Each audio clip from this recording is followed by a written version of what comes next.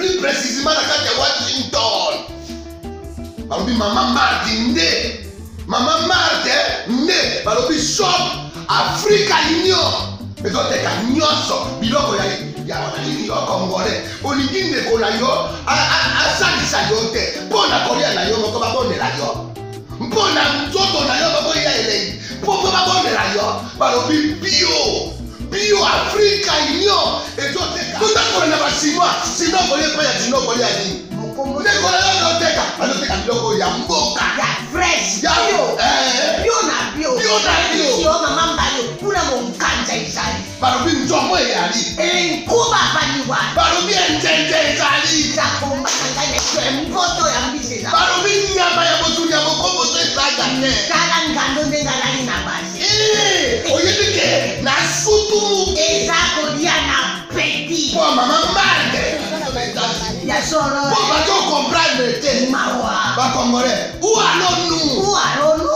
Pona Koliana bino moko. Ba Congolais dino kanyo. Koliana abeti.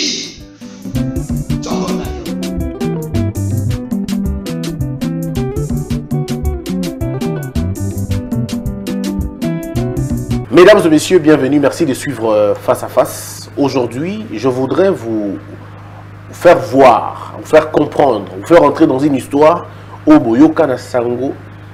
Et c'est là qui buzz à un moment donné. Mais en réalité, ils ont révélé Makabouami Neni. Le lot, Nayambi, le président Gabriel Mokia. Bato Bayebi, le président Gabriel Mokia, Babengakaya affectueusement, il y a Gabi, président Gabi. Aza Moutou, politicien Namboka Nabiso, Ayebi secteur agricole, moins mingi parce que Walan déplace à Bandaki convenablement, c'était parmi les meilleurs, tout les grands bateaux de côté café Namboka Nabiso. Et puis à un moment donné, il s'est converti en politique, l'autre fois, pendant qu'on soit bien aillé, on a récupéré ma bien aillé, pour qu'on bunde Lamboka, avec candidat dans l'élection présidentielle. Les lots, Boyoka Kibrino sur Sango Yalikambondako.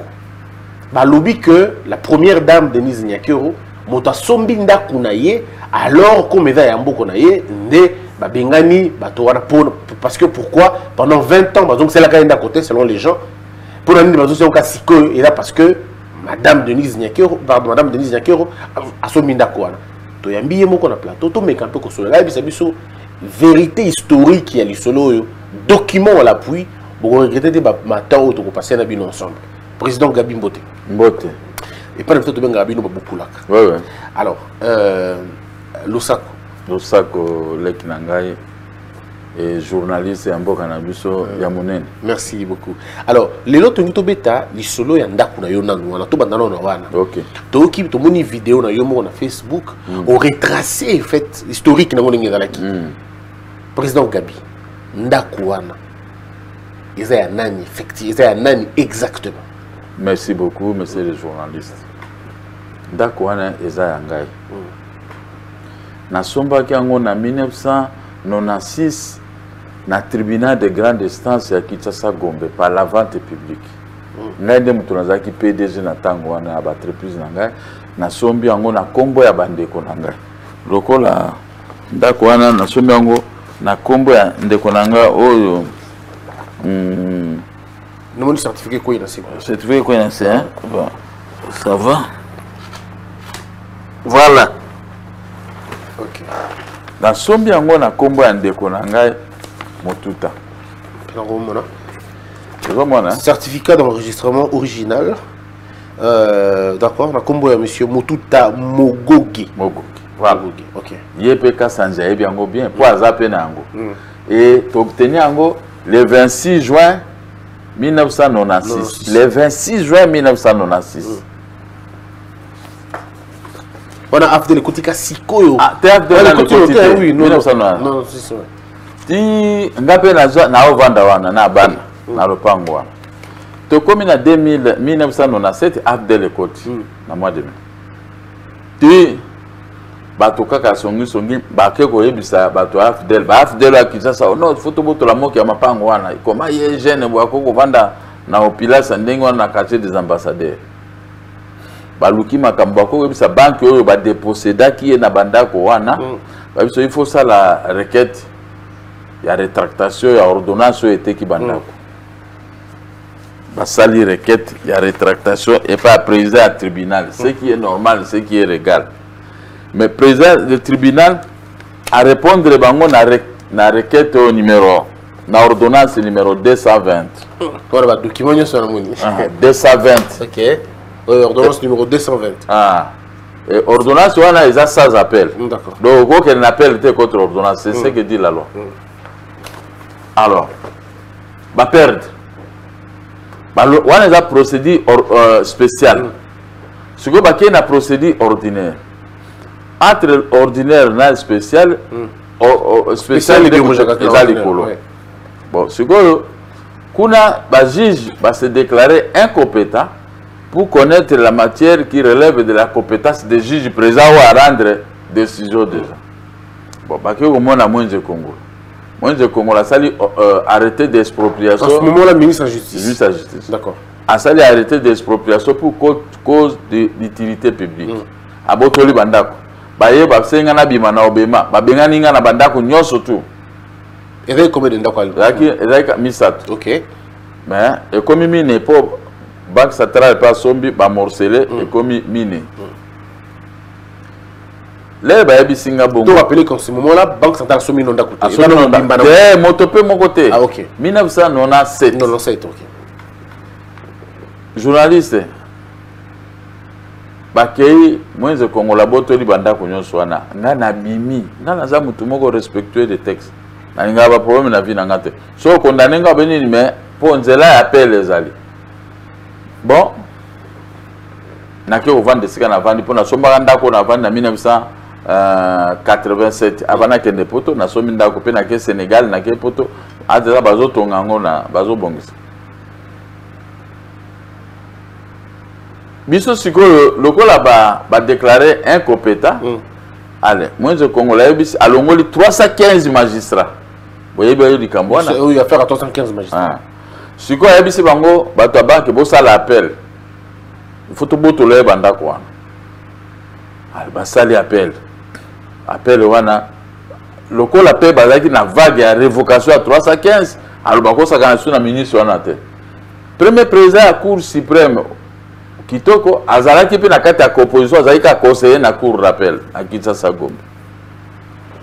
Appel et quoi abouti na annulation ya certificat ba annulé biloko nyonso tout au biso salaki o ezalaki légal qu'on a bino o ezalaki légal conforme vente publique na tout ba annulé yango ba pesi banque raison et tout ça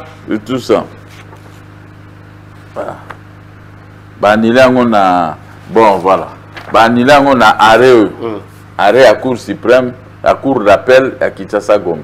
Ba annulé ba certificat na biso. Ba annulé vente publique. Ba condamné notaire à terre qui na 300 000 francs congolais à cette époque. Bon. Biso to acté cassation. Mais comme la cassation ne suspend pas l'exécution entreprise, sur base de l'article 40 de la loi au niveau de la Cour suprême, alors IZB azui bandako azongisi yango na ministère ya urbanisme et habitat. Ministère ya urbanisme et habitat azui azongiseli bango kasu bazongo sikoyo ba morcele ndako oyo. Ba morcele ndako oyo. Ade ngweka sanja azui côté moko oyo a réfectionner ezaki na piscine ezaki ndako kitoko kutunga na regretter nde ba modifier on accompagne pe atanda ko on tendinga salaire. To comme la place wana. Alors sikoyo ba morcele ya tikali na côté à piscine côté mususu banque centrale ateki 47 ndako oyo Lumumba tikaka au Kasavu atikaki Mobutu atiki Laurent Désiré Kabila teki mais par la mafia bateki bandako nyonso tout na Masangu bonbon wana oh bandako nyonso ya minene na isike saki chambre de compensation ezanda ko coûter même 15 millions de dollars ba on bateki nyonso wana bateki yango na 4000 dollars oh bandako tout écouter 15 millions de dollars donc ba brader bandako à banque centrale bandako Lumumba tiki bandako ba belge pe batikaki. C'est ça que je demande, il faut qu'il y ait des poursuites judiciaires dans cette affaire. Banque centrale tikali ka mbongo la pambo ezaka wa bomona ka. Batiki bandako nyonso. Batiki bandako nyonso. Bazui mbongo ba ko réflexionner pa na ngai. Donc il casse en justice ba so manda ko normalement. asombi et pas mais c'est Keller israélien Keller asomba kiango asombi yango pas na ba entre IZB na urbanisme et habitat siko Keller a morcelé ateki oyo ba azuifit ateki oyo na Banque centrale ateki oyo na Ngweka Sanz mais dans l'entretemps biso dossier zo ko évoluer na Cour suprême de justice si ya na ndenge to attaque cassation alors dossier évolué ngaba kanginga on a nini on a 2003 bon entre 97 et 2003 vous avez une démarche judiciaire pour nous fonctionner d'accord mais en vain toqué cassation 2003 ngaba ke prison aucune prison pour la compte babi au face au chef de l'État quand ba manœuvrer wana bazo utiliser comme Joseph Kabila pour kaka ba nuire na ngai parce que so ba moninga ka na Cour suprême allez basali manœuvre oh la lekaki na télévision alobaki bomo na bakainga bon qu'est-ce que je peux dire qu'est-ce qu'on peut faire contre un homme qui a un couteau à la main ngala zoko subir kaka na sali 3 mois na bimi na ke susu to sali te ba bakainga susu or pour la même chose mais cette fois-ci bakosi babi au face à Kisimba Ngoy ministre de la justice alors ti na sali 4 mois na bimi na question na Cour suprême toujours ça là babi même le président donc pour l'offense au président ça lui 3 mois mais pour l'offense na ministre ça lui 4 mois c'est pas possible ce pays ni de loin ni de près na tikala osona Kisimba Ngoy te na tikala pe ko bana ete balobi o ba magistrat basala lors de unification ya ba cours et tribunaux na mboka o ba magistrat na baleka ki na radio Kapi o mo ki appelle lobaki ke Kisimba Ngoy lembongo na bonga bingaite bako avocat nanga maître Ponga akomeli radio Kapi madame moko à radio Kapi a répondre que non mo ki autika na okoleka na radio na biso zalo kuta mais Kisimba Ngoy abikaka comme c'est moi tout ça nzoka deza kama kama bandako bazo bungisa ngapo ba rendre des décisions mais ba conseiller pe à Cour suprême ba bloquer pe dossier comme ke na malembe penzo yo kaka na sali 4 mois na bibi ti toke na ba élection à 2006 bomona comment na briaki to lakisi population makambo surtout nande basali constitution to lobby 80 et quelques articles oyo boko chango te na constitution mais babi oui leki bon biso to perdre Jean-Pierre a gagné l'élection babi était au Kabila OK toke to comme na 2007 voilà pendant tout ce temps ba démarche na union aga tozoke ndeka na Cour suprême mais Simbarati 2007 2018 2008 ngaba kanginga pona baye makambo ya bamborolo labi na kisangani kuna bamborolo ba uti soki baye ko envoyer tozui sur race mususu tout ça balobi non ministère public kanga ya kosi Congo eza envoyer na bamborolo te bazwinga na kio sala 11 mois et 15 jours na prison dossier zo ko évoluer kaka ya bandako alors ti na bimi prison na 2009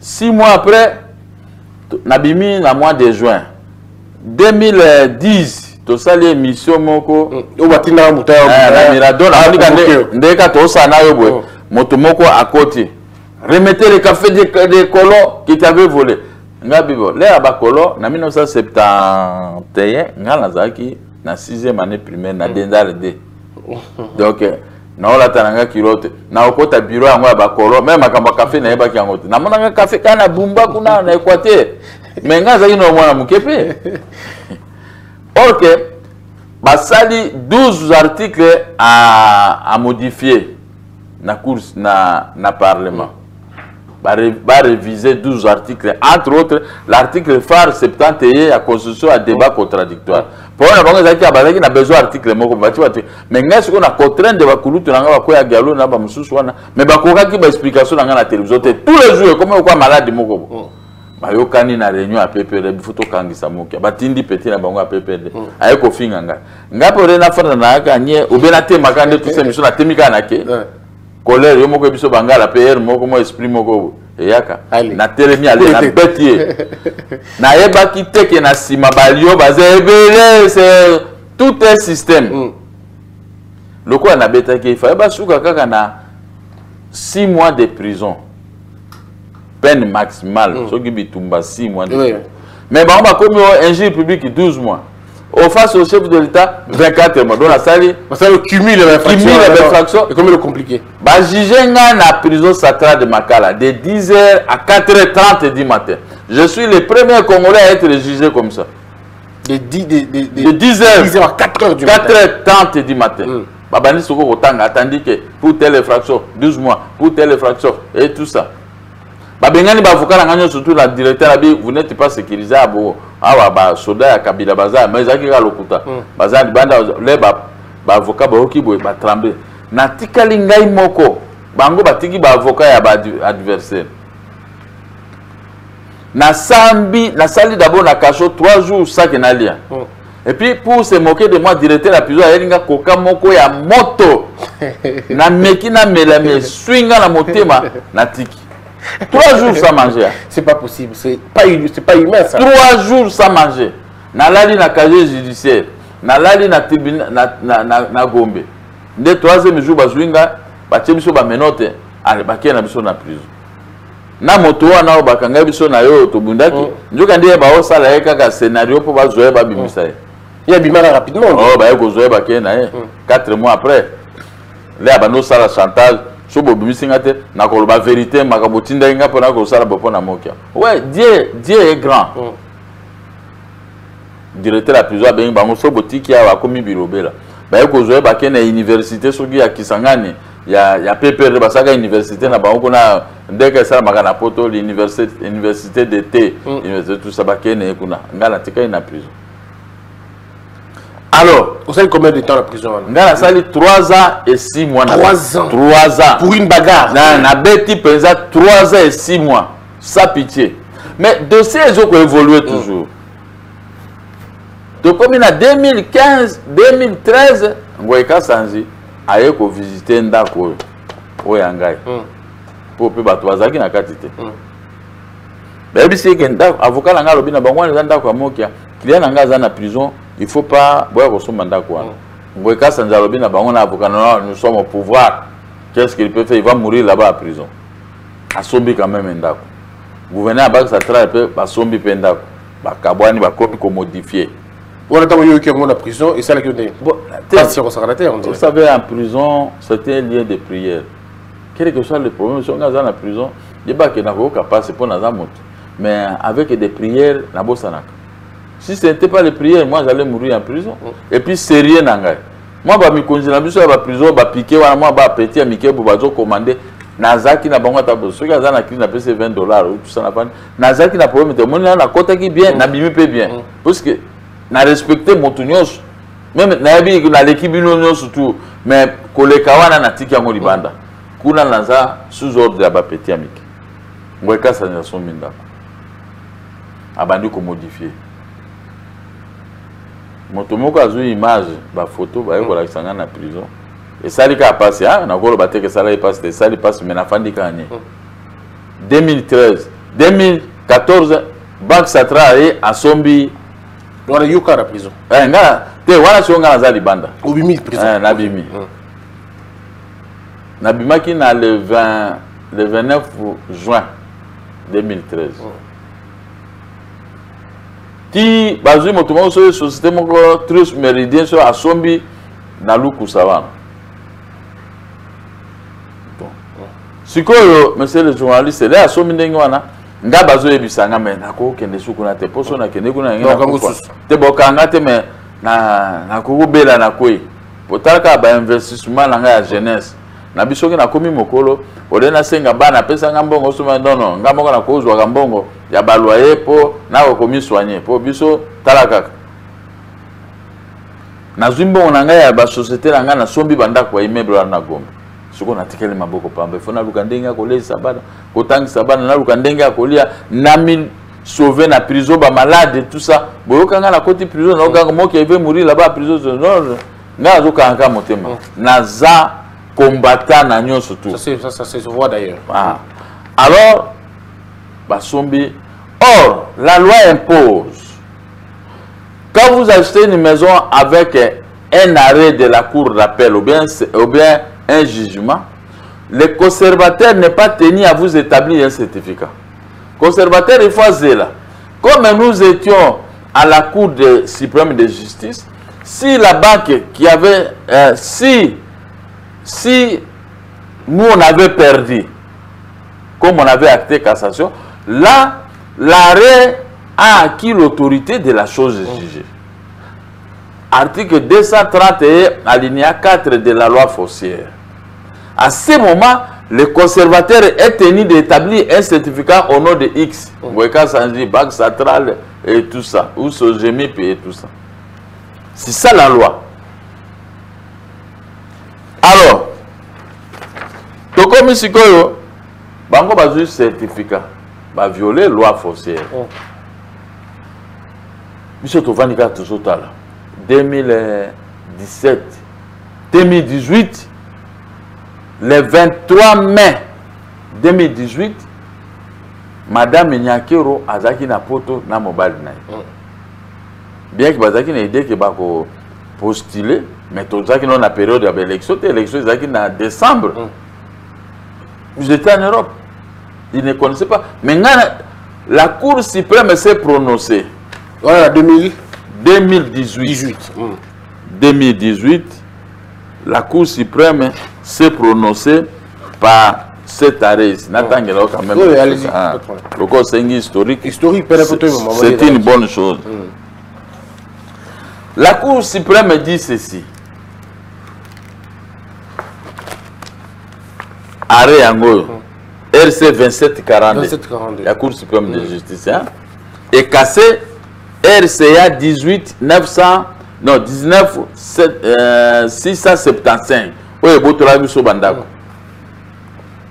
Les reproches de la défenderesse à formuler contre la procédure de vente publique aux achats appliquée si les immeubles de la défenderesse portant si le non-respect des délais de 4 mois. Pour Tekandako, après la saisie, il faut 4 mois. Si après 4 mois, si vous n'avez pas vendu la maison, la saisie devient sans effet. 13-15 de l'ordonnance sur la saisie, sur les saisies immobilières et les caractères fictifs de la vente découlant de différentes irrégularités des procédures. Alors, Cour suprême, c'est quoi le lobby? Ces griefs constituant les difficultés des procédures. Juriste, mais il faut bien comprendre comme il est juriste. Moi, je suis juriste pratiquant. Je suis juriste diplôme de l'université. Moi, maintenant, j'aurai un grand diplôme parce que en cette matière, je suis champion au Congo. Le second juge a opté pour la procédure classique d'assignation. Entre la procédure ordinaire et spéciale, c'est le spécial qui prime. Okay. Alors que la loi impose l'application de l'article 20 de l'ordonnance précitée de 12 novembre 1886, qui est une loi particulière. Une loi particulière que la communauté internationale avait donné cette loi au roi Léopold II quand on lui avait remis le Congo pour la gestion, pour qu'il puisse gérer le Congo. L'Amérique, la Grande-Bretagne, l'Allemagne et tant d'autres pays, la France, avaient remis au roi Léopold II cette loi. Pour, bien que le Congolais à cette époque, mais au fur et à mesure, et quand le roi Léopold II a contracté plusieurs dettes, on t'a donné de l'argent. Pourquoi? Allez, remettez en 2009 le Congo à la Belgique. Alors, on nous a baptisé Congo belge. N'est-ce pas? Tu connais l'histoire? Oui, bien sûr, ça c'est l'histoire. Alors, quand on lui a remis ces lois, à l'intérieur de cette loi, maintenant, il y a l'article 20 de l'ordonnance de 12 novembre 1886, accompagné par le décret de 3 mai ou juillet 1887. qui est une loi particulière dérogeant à la loi générale. Ce faisant, la Cour d'appel de Kinshasa-Gombe a violé cette disposition légale en annulant la vente publique par la procédure ordinaire. Vous comprenez? Alors, la Cour lui a rappelé, non, c'est une matière, c'est une procédure spéciale. Toi, tu ne pouvais pas commettre une telle erreur. Ce faisant, ce premier moyen conduisant à la cassation totale sans renvoi de l'arrêt de la Cour d'appel. Du coup, tout de suite, bah, tous les effets est comme annulé. Maintenant, l'examen des autres moyens devient superfectatoire. La Cour suprême qui répond. L'examen de tous ces moyens d'annulation, de changement de montant, tout ça devient superfectatoire. Alors, la Cour suprême ordonne que la mention du présent arrêt soit faite à marge de la décision cassée. C'est-à-dire que Bazou arrêt, la Cour d'appel, si esika arrêt ou ya Cour d'appel ou longa ki si mention abi bango arrêt wana ekufi.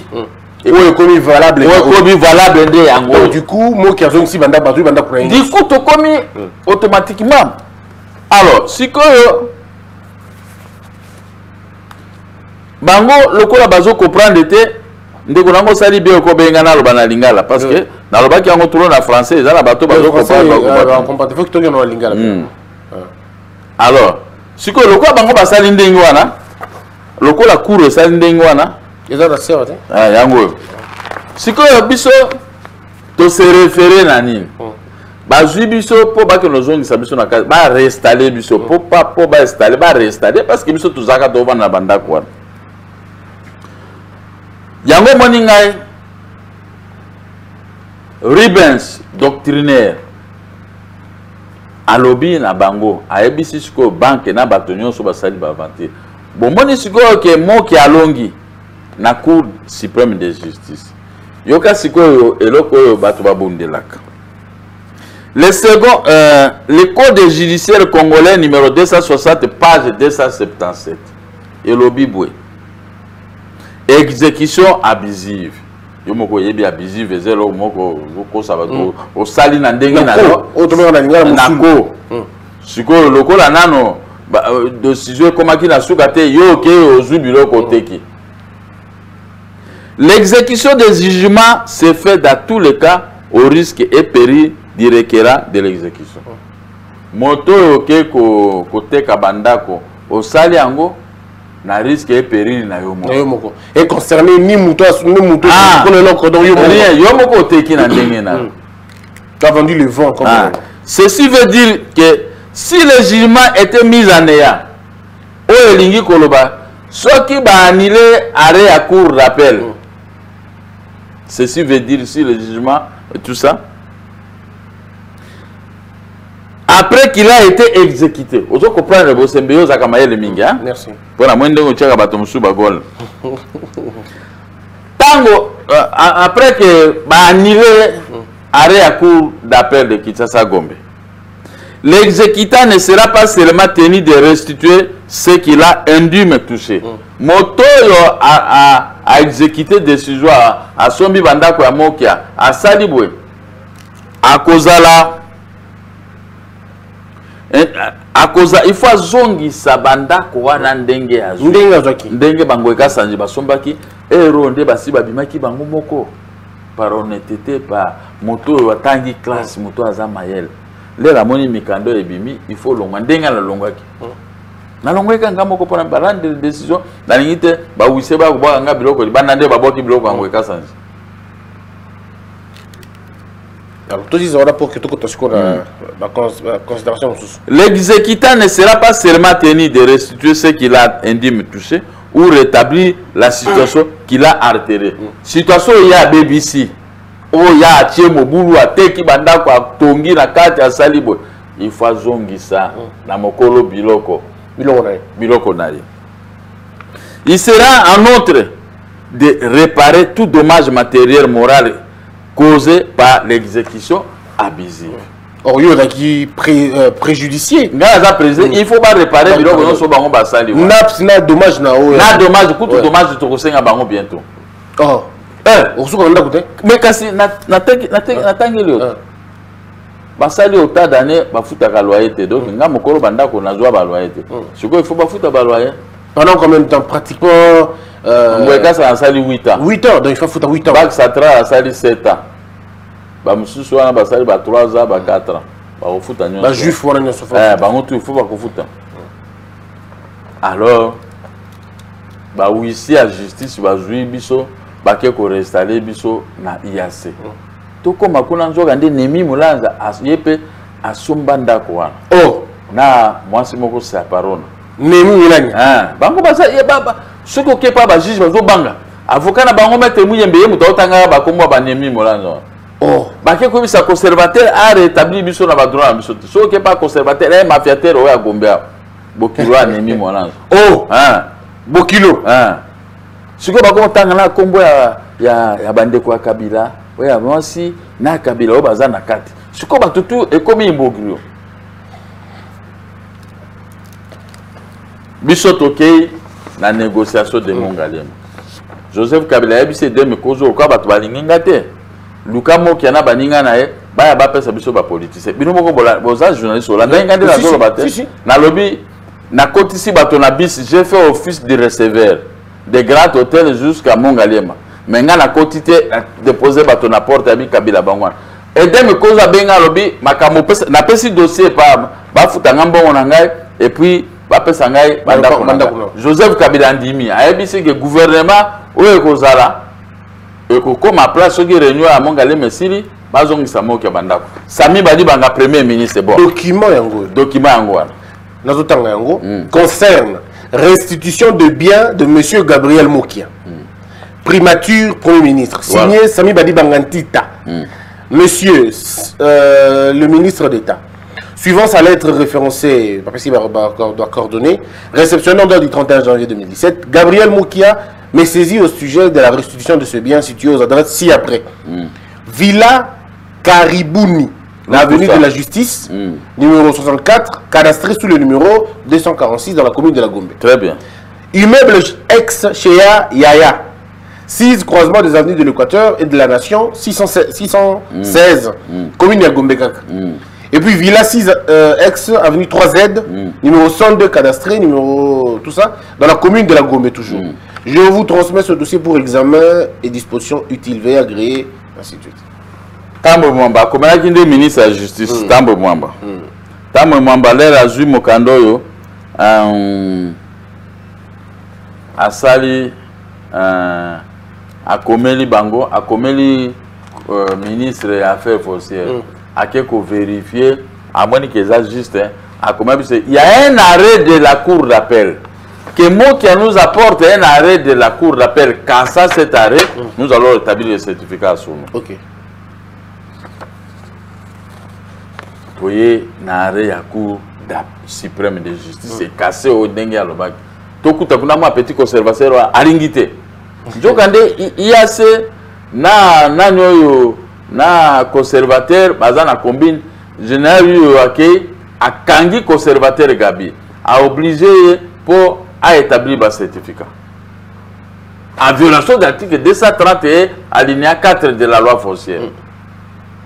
Ce certificat établi de cette condition est nul.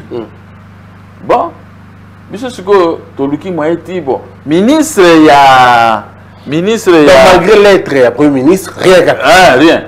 Mais parce que les hommes font autant qu'à Nemi Mulanza.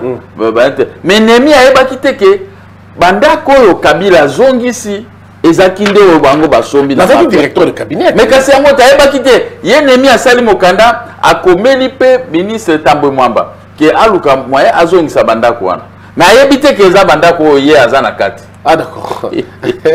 Dieu sait confondre les gens. Ok, donc sali ba document o bengana yemo ko nanda ko na madame wana italienne na batutu azotanga ba kombwa. Bache kutuna Kabila pe azana kati andako wana yase. Yango bazolinga ko exécuter te bazobanga. Mais Kabila mutazongi si banda. Do bango ba osinye mikanda batanga kate. On comprend? Donc, très bien. Si on est ennemi, on comprend que Zanda, on a dit même qu'elle ne doit pas prendre. Mais c'est trop tard. Nous sommes aveuglés. Pour bien voir ça, moi, je suis nous sommes aveuglés. Bozongi si biloko. Mais bon, il y a bozongi ça. Na komeli ministre, ma ministre nyo sur affaires foncières au Balekiwa. Madame Nyakero azalakite. Parce qu'il y a des bâtons. Président de la République qui peut azalakite. Bana batwazaki na bango na poto kuna ba malili bazoli ya babilo ni balia ko. Bambala ba fiti babilo ko bien bazaki bien. Monte mama yake wa njoto sembe sembe. Biso tuzaka na bangungi awa na ba problème belé. Mon ki anozo le la kata $10 na ozwate. Alors le siko bango ba mondengo wana ba ke pa ministre des affaires foncières ba ke na mbongo wana molendo te wana ba Lumeya komi mokanda azongisi bandako bake komona ye na butu Lumeya reveni na mokanda na ale irunga ye a remplacer Lumeya ti ilunga kamba pardon ilunga ya jeune wana d'accord wa congolais de l'étranger azoko asime intérim akomi mokanda azongisi bandako 2 jours seulement bake komona ye a remettre en cause bake komona mususu ministre ya ouais, le ministre a remplacé qui a comme tout ça qui est l'opposition, ou qui peut. Quand la ministre a fait forcer, comme on a appelé Mourouba, tout ça. Je connais pas. Baké comme on a commis mon candidat bizarre, pas comme un juriste. Na tangiango, na bêté na télévision, na PC leçon, notion de droit. Na PC pénal leçon, à droit de soko za mobile ou quoi na télévision, y a qu'on répondre nga. Là ko koyoka ngai, ayate tu le lot.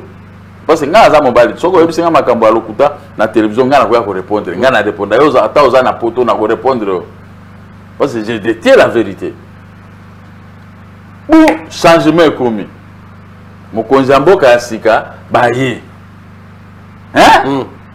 baye wana ba janvier nde ba prêter serment ateta ba makambo nanga bazongisa ngo nyonso kala exécution ezalaka te Sikoyo Félix Bako se référer à l'article 149 de la Constitution. Les décisions sont rendues au nom du peuple, mais sont exécutées au nom du président de la République. Ah, yo, osa juriste, évite. Sikoyo Soki Félix Tshisekedi a exécuté, c'est lui qui sera poursuivi. Ben, il violera la loi. Il violera l'article 149 de la Constitution. Pourquoi on tient à moi devant un dilemme? La Constitution lui confère ses pouvoirs. Et même la décision a dit nous, Joseph Kabila, nous, Félix Tshisekedi, mandons et ordonnons. Mais biro bater, mais biro bajiri c'est un mois. Bon. Deux comment la situation. Deux comment c'est qu'on a. Alors, surtout quand on a dossier Moussous. Denise Nyakero, première dame, Madame Denise Nyakero. Asombi ndako yo oui ou non parce que bato balobi que yé mutoza derrière yo asombi ndako wana alors yé même t'en faire exécuter pour que yazo un roi après yango la finga ki balobi aya kolala wana soki akufate moto akufate ata soki mama Denise aye na mobile na ye ba président eli ba ye balali wana ta kombe aba akufate moto akufa ko pe azana kisi mais nayebi ke bango balobi batiki bakisa po moi na moi c'est balobi ke soinga pe no lala wana na kufa tozana ba image donc bango baza bato akisi babomi bato ebele babe to mona atuna bato ba makambo ya diamant papa azwaka na mbujimai bango tu bakufa donc ba assassin monoko la langue et même makabiso na makambo ya mabe relation na maman Denise Zani ngai na kutikala komona na maman Denise. Et puis maman Denise a une agence immobilière.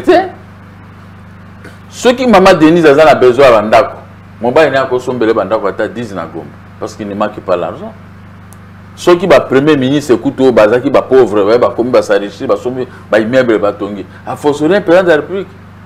Mais tout kawana, ceux qui maman Denise a besoin de bandako.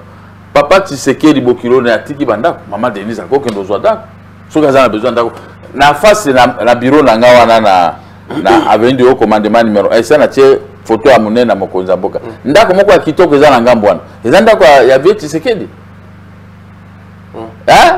mais maman Denise na ko ya wana osala makamuna ezanda ko na ye mokote ezanda ko ya bokilo na ye bokilo soka biso bangala to respecta ka basi ya bana trop au moins ngala besoin dans la palabre na moi c'est moi na te mais pour moi c'est moi na ngazo problème yeba que quel que soit le prix moi je dois payer hein moi c'est moi na te aza ko moi reine mo biso to considérer basi ya bana ko ba reine hein ye maman Denise atika biloko nano papa Kulutu le président Tshisekedi wa Mulumba atiki aka koela moi ndako papa pamba wana oh sikango ekasi na zaki et puis bazar à quel niveau présidence de la République. Donc on doit affirmer oui que madame Denise n'a rien à voir avec Mandako. Nzambe na sambela ka memanga depuis 1969 le 22 septembre 1979 na ko kote ko primaire na dendal de azo kanga ndenge na zoro. Maman Denise ni de loin ni de près azana kati ya makambo wana. Batangi comme ne pona nini kasi. Ba kasimite mama bete. Bato na bino bazo ko wela ka pouvoir na mobile ne. Musa ba bali ko dénigrer. Et là qu'on se ko dénigrer. Surtout pourquoi moninga na robela ka mobile ne bien, babi bon, soki na sala, au moins que ngata na nzela, au moins na balo tambola mingi vitesse na moto kana ko tambola malembe. Au moins ba tout depuis tout monde na mosi. Te na tout a été yende ya ko bi tout a pas na lopango. Lokolo ko la tout mutu mutu. Ka bango ka sanjwana na ministre wa Longwe. Na bisa que Dieu paiera à chacun selon sa justice et fidélité. Bango batinda ki fi wana nazo bima na lopango na ngai. Ba garde na nga ba pekisi ale kateme aleki. Aleki na liboso ya motuka po aluka ka problème. Ayaka ya bana banda tongo na caméra, na téléphone ya caméra po bazwa image. Basali spectacle na bango.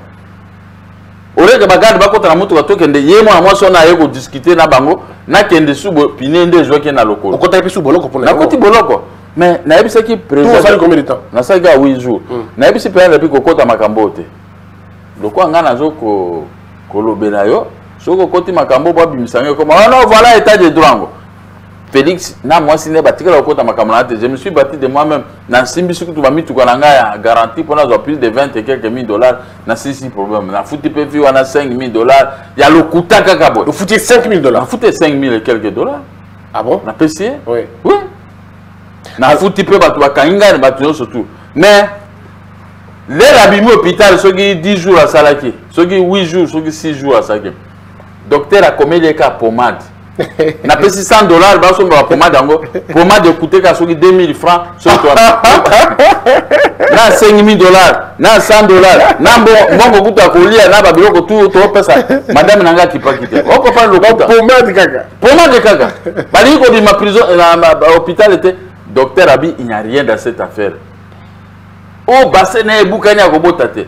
Mais à tous, mi bali suko à robotate. Oh, bon alors, suko qui ouais, ok. Maman Denise ni de loin ni de près. Okay. Mais les biso ministre Molendo, suko to côté na maman likam. OK. Ministre Molendo a commis mokanda. Ba il y a 300 000 dollars pour ba corrompre annuler mokanda ndenge ba ministre bazaki wala ba anilaki. Alobi je suis de l'INC, je suis chrétien, je ne peux pas prendre de l'argent d'autrui là où un pauvre a raison. Ah, Nzambaba la ministre Molendo, quelqu'un qui répond comme ça, un vrai ministre. Et il a répondu par une lettre à ABC Bango, bazo koka ko attaquer lettre wanate. Baké sikoyo, le bamoni boy, conservateur à ABC Bango, non, bokindo luka, vundwao, a annulé lettre wana. Une lettre administrative na conseil d'état. Le conseil d'état est là pour les édits, pour une ordonnance présidentielle ou bien un arrêté du ministre. Le conseil d'état n'est pas là pour les petites lettres. Vous écrivez à votre agent. Le conseil d'état doit annuler cette lettre. Avec un compétent dans le dossier. Avec un compétent parce qu'il a expliqué que toi tu as violé l'article 231 alinéa 4 de la loi foncière. C'est quand on dit Vundwa na Sukindine. Ba moni Vundwa. Dossier, au moins dossier bandi à tia. Nous sommes toujours déposés ba ça la requête. Ba que aurait ba sali requête na numéro 0048 qui n'existe pas. Il y a lettre 1. OK, lettre à ministre Zaki 0098. Ba zui nango pe référé Vundwa ba exécuter conservateur à sa certificat na bambongo belo bamba yaki nango. Na fausse lettre conseil d'état peut vraiment Vundwa aza bien abiso aza docteur en droit, comment il a laissé passer ces erreurs? biso t'occuper. Alors, ndeko nanga na moni dossier comité vundo azo tracheter. Et comme manèvre azo bon ba promettre coûte $1 million pour mon ndako eza bandako ya valeur. Abi to kopesa ta $1 million pour vu que mon qui a obtenu certificat. 3 juges va rendre la décision à référer pas le fond. Hein. Bon, na moni que eza manœuvre. Na moni que eza manœuvre dilatoire, ba avocat na ngape ba koma, bazo koma, bakamotu. Allez, na ke ndako. Na ebisi ndako nanga, je suis aussi un juriste pratiquant. J'ai compris que c'est une mafia, mais je n'entre pas dans leur mafia. Na sali requête. Na komeli mokandango à monsieur le président du tribunal de Grand Seigneur Kinshasa Gombe. Concerne signature d'une ordonnance pour nous réinstaller dans nos maisons achetées à la vente publique organisée par le tribunal de Grand Seigneur de Kinshasa Gombe en 1996. Na relaté ba fait. Na tchélié ba document na ba mbongo bango ba tusaki ba ko versé na banque centrale par l'état. Le président du tribunal a moni boye. Ah bien, cette affaire qui passe à la télévision, or que c'était comme ça. C'est nous qui avions vendu cette maison à la famille Mokia. Et les Ngweka Sanji ont acheté par la procédure ordinaire auprès de tierces. Non, ils n'ont pas raison. Sinon, on va considérer comme extérieur. Ou bien nous avons détourné l'argent de la famille Mokia. Et donc, vous allez voir, il faut signer seulement une ordonnance. Voilà maintenant, et le président du tribunal a se référé. Il y a juriste. Il y a une lettre. Naïbite soyo okotanga benga tanga. Oui. Donc autant on sort tu pour autant province. Okotanga kaka est titulé lettre numéro 191. Et puis au bandia au Sukia. Très bien. On va essayer. Alors intitulé Zali déguerpissement forcé après sommation infructueuse. Exécution RCA 11 884. Mais une lettre uniforme. Affaire Kalonji contre Groupimbo. Ok. Si des difficultés devraient. Pour une maison achetée à la vente publique. Ah, continue. Si des difficultés devaient surgir à partir de la saisie jusqu'à la délivrance de l'immeuble à l'adjudicataire, il devrait être fait application de l'article 20 de l'ordonnance du 12 novembre 1886. C'est ce que je vous ai dit ici. Ouais. Voilà. Approuvé par le décret du 3 mars 1887, qui édicte que toutes les difficultés de procédure au cours de la saisie immobilière seront tranchées par voie d'ordonnance du juge. Appel de ces décisions ne pourra... Attendez. Je vous ai montré le document, que ce document ici, cette ordonnance est sans appel. Le premier président Biangoupé à son âme, il a reconnu qu'on ne peut pas faire appel comme l'ordonnance qu'on a signée pour débouter Ngweka Sanji. Cette ordonnance est sans appel parce qu'il y a 3 ordonnances maintenant. Continuez. Appel de ces décisions ne pourra être reçu. Je suis donc d'avis comme vous qu'à la suite d'une vente publique aux enchères portant sur un immeuble de l'huissier judiciaire muni de l'ordonnance délivrée conformément à l'article 20 précité par le chef de la juridiction ayant l'exécution des décisions judiciaires dans ces attributions. Dans ces attributions, c'est l'actuel premier président du tribunal qui a signé l'ordonnance pour chasser Ngweka Sanji. Il n'y a pas Madame Nyakero là-bas. Très bien. Ça, c'est le premier président de la Cour suprême qui parle. Voilà, continuez. Peut requérir la force publique et expulser du dit immeuble la force publique qu'on avait requérie pour expulser Ngweka Sanji, sur base de l'ordonnance, n'est-ce pas? Mais cette ordonnance, c'est 246. Voilà. Le propriétaire et ou les occupants qui refusent de déférer à la sommation à eux fait de quitter les lieux. L'obtention préalable d'un jugement de déguerpissement me semble ne point s'imposer tant qu'elle constituerait une obligation onéreuse, tout à fait injustifiée pour l'acheteur de l'immeuble. Okay. Non, gardez toujours.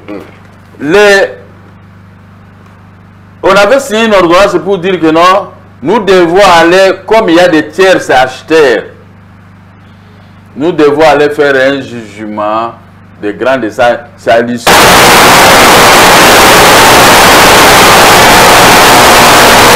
L'obtention d'un jugement ne peut pas constituer un préalable pour déguerpir les Mweka Sandji consort. Ça va?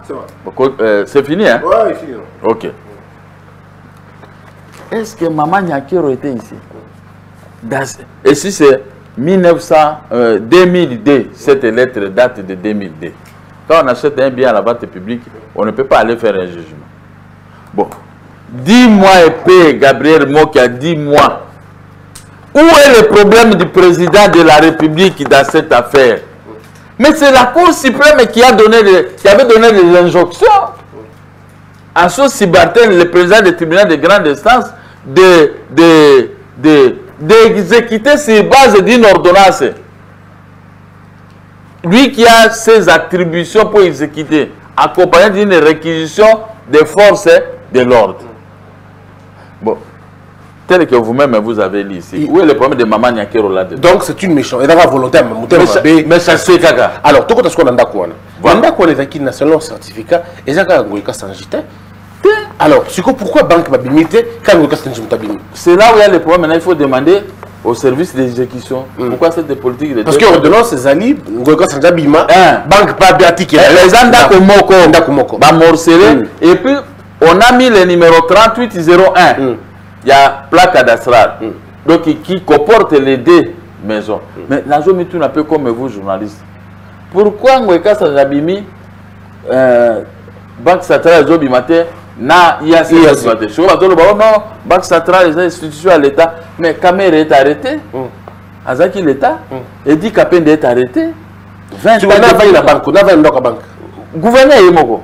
Yemoko a financé. Sauf que, oh, Mokola et les gars qui abimisi Bambongo, Biloko, Nyoso, les Zaki Nakaki. Oh, on va voir Bambongo, papier à Kitoko, on a un mémining partout, on a un salbachan, ils ont pas la bango, on a un bango. Ah ouais, que so ba ko bimisanga na bato amoki awa alors na kosamba bimisi na bambongo sali ba tour ba ozana belema wana ngana za belema te me bato to tcheko na bato ebisa biso me ngana za ba policier kuna 10 na tche ba policier 10 na lopango ese za ngo ekasa siko bazo siko à quand l'exécution ya arewana pour que nani yabima pe droit yango eza promis to tuna mokonzi mboka les décisions sont exécutées à son nom article 149 de la constitution. Vous avez des enfants. Donc il faut exécuter. Il faut que Mweka Sandji passe à la calme, mais il faut que le gouverneur Banque centrale de paix abîme parce que c'était les deux commettants. Il y a ces abîma. Bazotanga kuna komba nemi komba mokonzi mboka yakala komba ya bandeko na basi batutu ça n'a rien à voir avec ce que je viens de vous lire. Vous assure que vous récupérez banda kono na. Maintenant ça signe mais l'ordonnance signée, c'est pour IAC, c'est pour Mweka Sandji et c'est pour... Voilà, Kabila m'a tapé ça déjà au départ. Alors, pardon, à Libéra. À Libéra, mais Kabila, il y a que famille na ye basomba ki penda kwa. Selon les toujours alors, mais si on a dossier Moussousou, ndak banda kouana, Dominique noir sur blanc, il va à eux. UAC, il va à eux, souvent on est UAC. Il y a la même chose. Exactement le même jour. Ah, le même jour. Deux ndakona le même jour. Trois ndakona le même jour. Bon, il y a deux, non? Il y a qui a au Bakabou. Moi, c'est ça na Lukusa. Ah, dans Lukusa. Ouais, Lukusa prometé. Ouais, Lukusa na Tchaka, na Bimisa bato azaki wana baké. Au Tchaka là. Donc, très souvent, deux ndakona il faut récupérer. Ouais, il faut la récupérer pour monter ma Mweka Sandji et quitter. Sur le sont tout au perdre. Il y a Mweka Sandji, bon la difficulté, bon le problème personnel. Ngana asa petit ngana naza na problème te.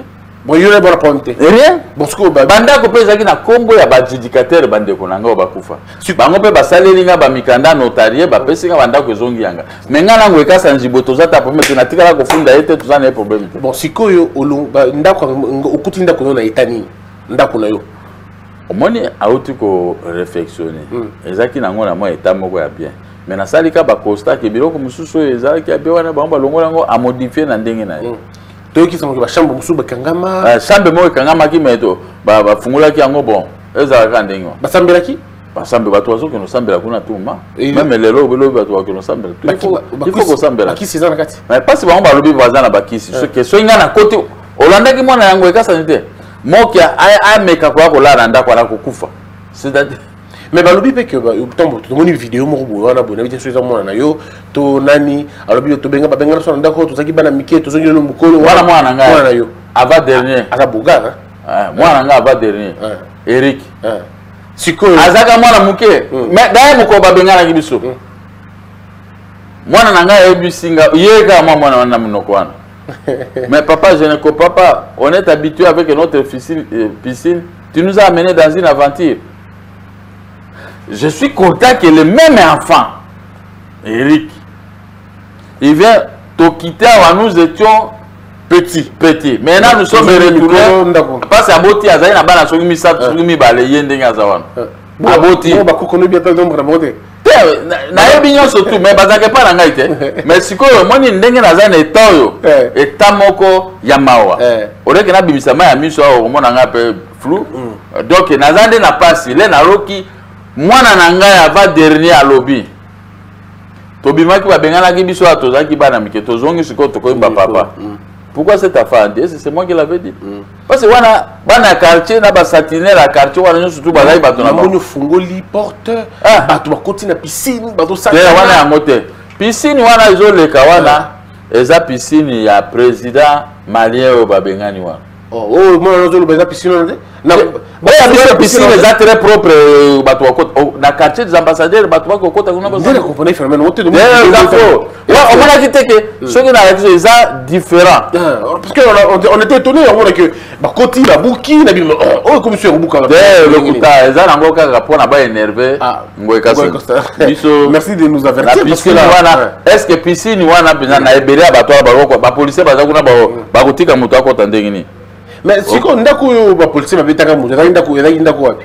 Awa na lukusa. Ah d'accord. Wala tozana. Wala peka piscine za. Wala peza na piscine mais beba. Mais pour ça na guma kasi hein. Président on mutagu hein. Nazalaki exportateur ya ba café cacao et caoutchouc. Ça c'est un. Dédé. Naza agent maritime. J'avais une société de transit maritime. Deuxième après à Getraf, je ne ratais pas les embarquements à Matadi. Je suis spécialiste à la matière au Congo. Après à Getraf, c'est moi. Ndenge oza na biloko ebelo pese ngana tindelo ngo na poto. Quelques jours au kuta ngona Matadi pe ke na pese ko ba connaissement maritime. Donc je suis spécialiste à la matière. Omoni ka bato ba mona ngaka ba ebite ngai ki emokia. Mais justement, est-ce que pourquoi mon katika biloko na nyoso pourtant la tikate after le côté bomba nda au moins na yase wana na likoleza ki bureau na nga wana agence de transit maritime nazaki na ba camion ya milai wana ya nini ya oyo memaka ba conteneur o comprendre nazaki na ba camion ya milai wana mais lokola baki ko botola ndako yango 23 travailler na nga bakendeki no ya Matadi kutu mikolo kutu oluka bongo nafuta ba travailler na nga ya Matadi et puis mingi bakufi. OK bakufi hein. Aujourd'hui ndenge tozolo balelo boye bato azomona moki on dirait muda sa triomphe ozo sepela boto bozo récupérer banda kuna yo. Est-ce que quelque part tu te dis mais j'ai perdu beaucoup de temps pour rien le gars banda kuna soki mo l'argent pour rien mbongo na somi banda ko utu hapa omani na bon marché na ndako nazana immeuble moko ya kwa yebi yango hein. Oni immeuble na tika ndengona ba ka pe babotola ngo ba moni ke za musala munene batika ngo ndengona na ba mwenze Congo. Mais pourquoi il t'en voulait? Pourquoi il t'en voulait autant? Balobi code 32 za ya mreni ya Mobutu yango na bangala il faut que ça la bango. Donc lisumu no veka ngala kufela ka bangala mais ngala zaki na problème pourquoi na kimakite parce que je ne me reprochais de rien. Oui, vous avez mon salaire, vous allez exilé. Ngala sala ba exilé puis na sala misala na Mobutu te. Ngala sala nga café na zo ba petit porter na tongo na ke 16h na zongi na ko futa quelques jours moni ba café ye na tindi na Matadi na tindi poto mbongo ba rétrocession na baki. Moi j'ai fait un grand travail des hommes d'affaires. Donc na outi musala vraiment na yebiso que na outi musala. Pas le biloko pas pambo bo sala lelo il y a rien. Quand je regarde les gens qui travaillent dans les réunions, nous on a travaillé dans la vie. Aujourd'hui, est-ce que vous êtes fier de récupérer une en entendant me souvenir? Naza fier parce que l'injustice crie vengeance au ciel. Bas service, il faut avoir courage. Ba récupérer bandako etikali po ba botoli bango bandako wana pe bazala motema apaisé. Vous comprenez? Donc na tikala jamais ko ngana zaka juste. Est-ce que quand on crie nazo pese raison na sens que bazaki batomi bale ndenge nini ka yeba bimise bon batiki gouverneur Baxter. Donc c'est que le gouverneur a opé sambonge belé na bato ba exécuter na IAC motazo financer makambo eza mundele ya IAC wana. Azaki locataire na nga na 1996. Est-ce que vous utilisez la Congo déjà? Non, on a si la côté, on a déjà battu na kati kuna mais. On l'a noté. Na ola il faut na bongisa, il faut na tia barido, il faut na ça, il faut na récupérer nano o yeze pas gouverneur. So récupérer au bout kamir mitoya na. Na buka. Na buka onka ndenge, na zongo soka ndenge zalaki. Na koti kango na ndenge état ekomi wana te. Wana ekomi état de guerre. Ngoeka sa na gouverneur ba ba mitiani ba mir o mona ke vraiment oyo moi ezate. Oui, Tchemiri, Nicoloti, kuna ngabe na côté kuna ah mais je vais tout casser. Dans état de guerre. État de guerre, ba mun balengo kasa na Baxter tala ba miteni na mi mitoye wana moyete. Na kobuka ngo. Alors est-ce que tout ce qui salelo, est-ce que vous avez le lot na combien d'indaku, vous avez combien d'indaku lelo? So les secrétaire. De na yebi sute mamda ko menga na tika ina ngo. Ils ont belé donc. Yeba ke na gombe na zaki na ndako 8. Na tekide pona ka ko sa servir na ba prison ba kaso na oteka pase na ko tika mwana o mona ki wana azaki mwana muke na okota ba prison soki alete mwana kokufa yango na oteka banda ko pona pesa mbongo bango baliaka na za papa responsable ngamu to na boti bango sikoyo est-ce que ba congolais be ba vie na au privé te ba ebi vie na ngate mais est-ce que vous attendez que ça bango vie na au privé président Mokazala bana combien nazaki na bana 7 na père de yana bango ye mutamemaka biloko nyonso ezaki na ndako ngwe kasaje ayiko tiesika nazali amemi biloko pole ba ko menacer biso na basoda et motabiki senga ezaki général Mouf le to kendeki pa na vice ministre ya sécurité la tango ya Laurent Désiré Kabila général Akimaza na Brazzaville to ko ba makambo ya match ya Burkina Faso 1998 ngala se porter garant na ko bengisa ba joueur bazana poto na mbongo na ngai mutombo chiba mutazaki ministre ya sport le nga na yebisi bango ndenge na bazwinga confiance et puis na salaki yango naza na kasho na kachachi na pesi mbongo na sali tout ça mais siko yene amona ndenge wana azoleka amoni ba soda ya Jelembe ko bimisa ngai nde atelemi abi moki aza sérieux azolinga ke coupe d'Afrique ye pa na président de la République botika ya bima yemo a intervena kiti aboyika ndenge bazwaki nga bachenga likolo ya sila uka na bato ya Jelem akiti singa général Mouf pe à son âme na kiti nde mwana na ngai liboso akufa amemi biloko to akoti yango esika na vande biloko bandi lokola na porte tina porte de sortie parce nazaki na biloko ebele ya ndako esika nazana eza mwa ndako moke kaka na gombe kaka bien sûr mais moyete c'est alors que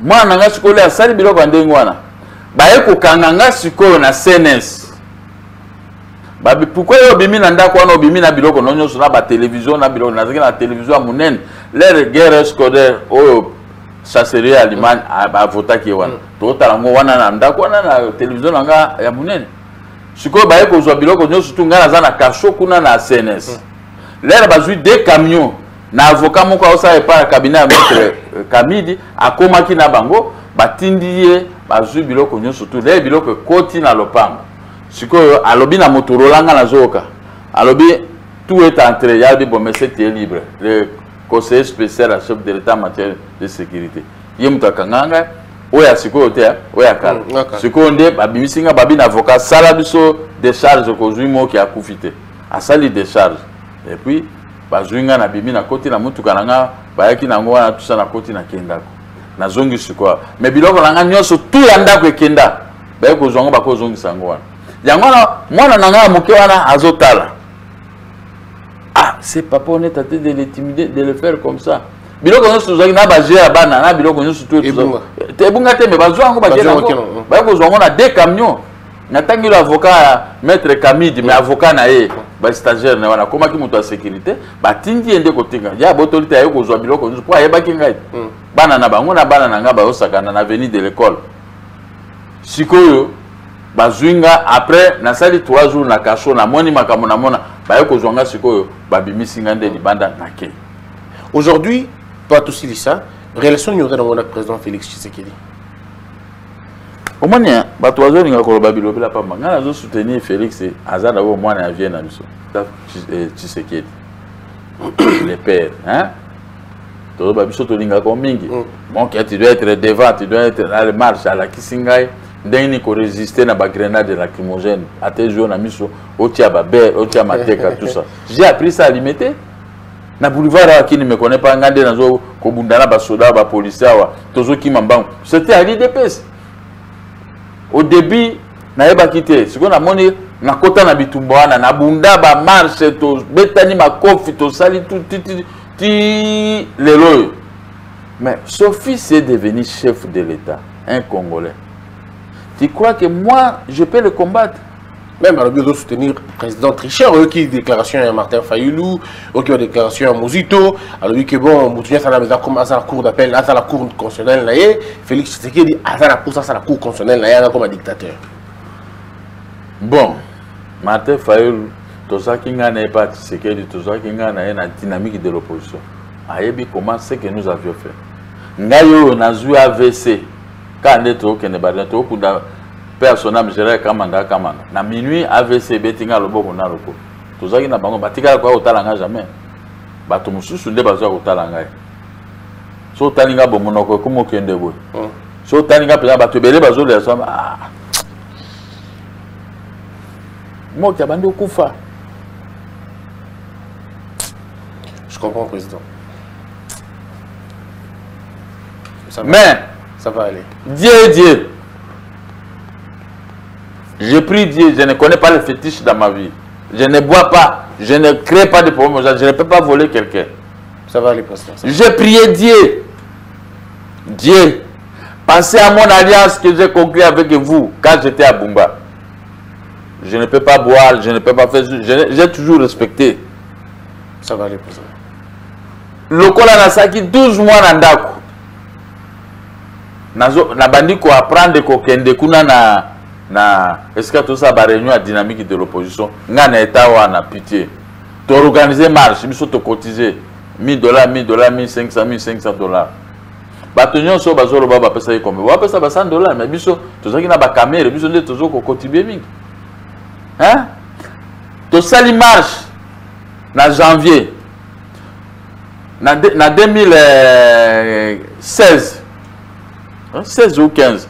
Tolongwe banda triomphal biso tozu weleri ndenge toyokana ki na gouverneur mais ba mususu bake ko provoquer ba soda na 24 ba kamere na ba mususu wana mais bango bake 24 ba beti bango masa sigura ba kimi balandi biso tokoma ki na mama ye mopo tokende ko tokota na mituka ba leader toka déposer mais mon abiso pas ba autorité ndenge toyokana tokomi ka esika RTVC ezalaki wana ba beti biso masase na sauté nga muto nayaki baba simba ngai o mona miracle nzambe. C'est le bénéfice que j'ai obtenu dans la politique, c'est ça. Nga muto baye na ngai ako handicapé baye na ngai AVC pai mais le ba beti masase na mona loko moko bimi na nzoto nga na bandi mbangu na kimi koleka me bato zaki na kokota na télévision. Ndeko bika nyo super ngwa. Kobika na pe ngwa na tilero. Donc mo Kabila Bixao. Kabila Bixingate. Opposition Bixao. Non, oui, opposition. Opposition et Bixisinga. Ah ouais. Lutte na yo donc lutte na ngai Bixisinga. Na ye na ndako na moni bakoko na nga mais papi mais marche pe court na kimi. Oh, mais na te na ke na donc banda wana te. C'est le bénéfice que moi j'ai eu dans ma vie dans la politique. C'est ça. Ma guérison suite à une grande marche. Non, ils appellent parce que les gens reconnaissent que tu es quelqu'un de bon cœur, le malheur ne pouvait pas t'arriver. Na moni pese loko moko biminga na nzoto pum. Nama grenade ba bete so grâce lo ba beta ki wana. Na kimi donc na ko parler AVC eza loko moko pe miracle. Ngai na biki na AVC lokolo na ko nyata te so na nyati na se lokola on dirait et maman ko loko moko mo na loboko elembi. Loboko ezongi normal lokolo zo tire lo je remercie Dieu. Je remercie tout Dieu. Moi, je bénéficie de la opposition. Mais Bandako, Bambongo, temps perdu, aujourd'hui, on est d'accord que Blogonyo Zongi, Namdambu Zongi, tu es là. En tout cas, tu continues avec le Belayamo jusqu'à ce qu'on te rendra. Comment même il faut s'investir. On va le faire. Les décisions sont exécutées à son nom. Comment maintenant, Bako ça la partiellement? babimisi ngweka sanji mais batiki banemi na banque centrale. Je sais qu'ils vont venir. Mais entre-temps, il dit qu'à peine les autres basent en prison. Je salue la libération de évêque Mukuna. Oh, la kende otala deux fois en prison. Mais ce que tout ni a moni souffrance ni na moni kuna la prison c'est pas une bonne chose. Mais moi j'ai fait 9 fois la prison pour la gababier. Mais alors tout ça parce que c'est la deuxième fois que tout ça mais tout ça gâté parce que ils a tellement bien. Mais aux appels balobi on a un conflit na ba honorable Moussousou, ba député Moussousou, bozo finga interposé na ba média, ba bi beaucoup la commission kuna ndenge ni. Ngaza na conflit na honorable mon côté. Je suis le seul qui n'a aucun conflit. Même Fayoulou, je n'ai aucun conflit avec eux. Nga nazo ko soutenir moi na vie, nazo sa moi to soutenir les pour après to nga naza en conflit na mututé. Je suis très propre. Oh to disais les journalistes moko na poto. Il y a lobby que maman Denise de a bando so mandat quoi na 3 millions de dollars sur nga nazo lingate yango nazo zela tout ça. Ah comment moi si abato beaucoup commissaire local la jouer ndenge wana. Yango nga na répondre vigoureusement. Non, je reste ton nom. Fabien Koussani quoi c'est Koussani. OK, d'accord. Les agents de lobby. Mais là il peut sanga ba explication technique. Na ko comprendre ce qu'il m'avait dit. Je lui ai présenté des excuses, j'ai présenté les excuses aux gens de Bandundu que je passe par moi albika sobi yo zano mo yakao ezenje mais nga na ebise menga na zambuza. Ba musu baza ba mongo. Soko lobi yo za mongo ezenje gaza mongo e problème. Soko lobi na nga soko na zambuza we za mongala. Comment ça lobi no za monaka yo ba ezine. Biso tout ozaki ba yaka parce que ba diviser biso ba mongo ba vie kitima ba séparer biso na Bandundu. Tozaki ka muto moko. Bangonde ba ko kata bato musu batika Bandundu tout ça mais tozaki ka muto moko ba yaka. Soko lobi na nga moki yo za moyaka nga o discussion na c'est oui. Mais je ko bongisi quand même na. Eh c'est nga la présenter parce que j'ai été élégant. Second, à moi, na Facebook, j'ai changé, ça c'était un monsieur. Oui, il faut ça c'était un monsieur. Moi, je ne peux pas avoir de conflit avec les gens. Très bien. Surtout que je soutiens Félix. Ceux qui ont eu conflit, il fait ça pour Félix. Pour Félix. Alors, pour épargner le chef de l'État et sa femme et sa famille politique, attends, gifler, alors, donc, pour retenir que, na Ndakunayo, mais en partie, tous les va exécuter, UAC, na la Banque centrale. 2, Félix Tshisekedi, Madame Nyakero, ça n'a rien à voir. Ça n'a rien à voir parce que dans la Kissio, requête na salaki et pas président à tribunal. Depuis que reçu le 12 juin 2020. Ouais. Alors, qu'est-ce que Nyakero a à voir dans cette histoire? Il faut quand même tous en rappeler courtois. Tu respectes ta capé ba mikozi amboka. Bango bazo ba mikozi pour gérer. Ngape na ko luka no problème te suna luki no problème. Na yebisa bango boko tate. Tika ngai moko na bunda. Yango ne ko permettre ngana zoka problème na batote. Mais o lokuta batambuseli mwasi ya bato na papa bato. Est-ce que vous coutez déjà mosine? Non, ngana kutana ete. Na problème na kutana peno. Non, rien ni na téléphone ni eloko te, mais na kamuka ndenge na poto partout. Ezakaka moi groupe ya bato ngana ni luka su ko frère na bango te. Bazoli ngaba dénigrer Félix Tshisekedi dans tout ce qu'il fait. Alors que c'est l'homme le plus intelligent. C'est là que je Kamoko. Ok, tout ça. Ça. N'a pas ministre de la Finance et à Foutangamba Onanga. Des millions que vous avez. Ok, 6 millions. Voilà. 15 millions. Alors, Foutangamba 100 000 $, 200 000. N'abissez bon, ce que vous Foutanga est aussi la Gamokolonie. Oh, nous sommes en train de réduire. Le budget de Félix, c'était un faux budget.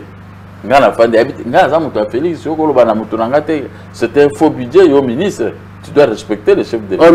La finance, je vais réduire ça à 6 milliards. Il y a un ministre qui a réduit. À ça, réduire quoi? À réduire à 6 milliards. Mais la réponse est tout ça, il y a un rapport de lobby ici. Félix, c'est pas yo qui a ébi. A-t-il inspecteur général des finances à contrôler pour il y a ça qui a 10 milliards mais par le mandat se réunir et ici 1 milliard comment il a 11 milliards ministre a réduit à 6 milliards oh ils n'ont pas la capacité de produire ok inspecteur Aya Lobino l'argent qui se volontarise chaque année c'est 5 milliards n'est-ce pas bon il y a on a tout ni bango ajouté 5 milliards à 6 milliards, 11 milliards. Donc Félix était très intelligent par rapport à tous ces faux économistes qui roulent notre pays. Na bien moni ko zo boya ko futa ngambongo pamba pour aza moto ya Félix. Eza ba matata po nyonde moto balingaka kaka ke souffrance ya batonde yango wana na ba religion la bango ezo pesa bango bambongo. Mais vous allez mourir, vous allez laisser ça. Toi tu es un jeune, yo moko ebisa nga ke le rozaki na 12 ans yo ministre ya finance, ozaki pa nga omona nga na ba Jaguar, omoni nga na zaki moto munene. Na ki papa na yo quand même. Hein? Wana ndongo zo bisa. Na zo bisa kasi yemo moto ebisa nga. Soki tembo za na yebisa ye, tuna ye. Abisinga mais siko comment omoni mbongo nga na za nango. C'est-à-dire que nakipaka nga na kosenga aspirine te. Na kobima pe ba miyote na zangi bato na uzala tout na ma opirasi ya mukeka ndengwa. Mais banda ko futa nga mbongo po na reprendre ba makambo na nga ba commerce na nga ba café nous lokola situation avant les 3 ans ba élection. Orgueil. Na ebisi yango. Mais au moins sikoyo comment le budget est ramené toujours à 11 milliards comme avait fait Félix. Bino ba ofinga Félix et Raza Maël était. Mais à créer na bino ba économiste qui est beaucoup plus intelligent. Très bien. Merci. On aura le temps de parler politique. On a bien qu'il est le président Mokia. Il a eu 4 solo exclusivement Yanda Kunae. Mais le dossier politique, tu remets un mois après. Le temps à savourer Nanda Kunae, tout le monde a pu prendre Nanda. Et je crois que. Oui, mais ce chef de l'État peut ça ordre.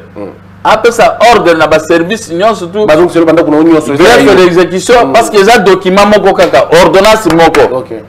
Comment ba exécuter ngoka ça et batiki mi balé wala toki ke ba mi balé wala bazo pesa mbongo moyete. Maintenant la corruption pour ce que la corruption était bazong sa banda. On va le faire. Voilà. Merci mesdames et messieurs, vous avez été nombreux. Ce qui est ma question Tikali beau poser na robemela la président to robandela sur émission. Merci na minute le débat s'arrête là. Donc, la première dame, le président de la République n'ont rien à voir. Ni acheteur, ni prétendant, la position sur mandat côté. Donc, le président a rétabli le droit à y. Ni babenganga été. Tant que Bitumba, Félix Tshisekedi n'a même pas candidature, n'a même pas Makambouana pour comme président. Et donc, arrêtons de propager les rumeurs et les malamoutés. On se retrouve très prochainement. Que la peur quitte nos esprits et que Dieu bénisse les RDC. Salut tout le monde. Moi, c'est Achille Boutungu. I do work for Unishow by AFH and Cedric aussi. Tozako faire appel na bino nyonso to bozako landanga sikoyo. O azo vive na kati ya UK, ya Royaume-Uni seulement que tozako pesa ba service protection et assurance. Tozako pesa assurance vie, life insurance. Eza que soki mutu azana bo moite ba futi yo mbongo. Mbongo bako futa yo. Eza pona couvrir l'enterrement, puis dans ce tika héritage na bana yo, et en même temps so zaki na ndako ozwaka na crédit et ko peut ko futa ndako na yo. Toza so na auto bengi living cost. Living cost ezali produit oyo soki mutu abeli azana ndako osala ka plus de 20 heures yaka soko beli assurance ko futa yo mbongo pendant que ozana ndako zo sala te. Et nous avons aussi building and content. Ce que vous avez kuna yo bien au futeraka, on go protéger ndakuna yo, donc au futayo. Tous as na autre mais critical illness, assurance maladie. Tango mutu, aux ali susu na problème à santé, au belly sérieusement, l'assurance te paye. Tous as na témoignage de belé mutoyo a futami parce qu'abela qui m'a dit critique. Naza juste na besoin ya ko témoigner par rapport na makambo ya assurance onde kona biso Achille azako sala. Tango likame zui biso et que maman santé dérangée, maman bazana droit ko futa ye autant. Réalité za ke ba honora parole na bango pe ba pesa misolo e sengela ki par rapport na oyo biso tozwa. Que za aventure te, eza vraiment sérieux. Nous sommes là pour vous. Why wait? Pourquoi attendre? Mieux vaut prévenir que guérir. Donc, kozela tete na suka. Naza apona ko aider yom tozo landanga, oza na kati ya Angleterre, na Royaume-Uni. Debout Congolais, unis par le sang, unis dans le fort pour l'indépendance. Unis aux hommes, si obinois, daimana shino tweneleye, na kinyama na piko, na mosala.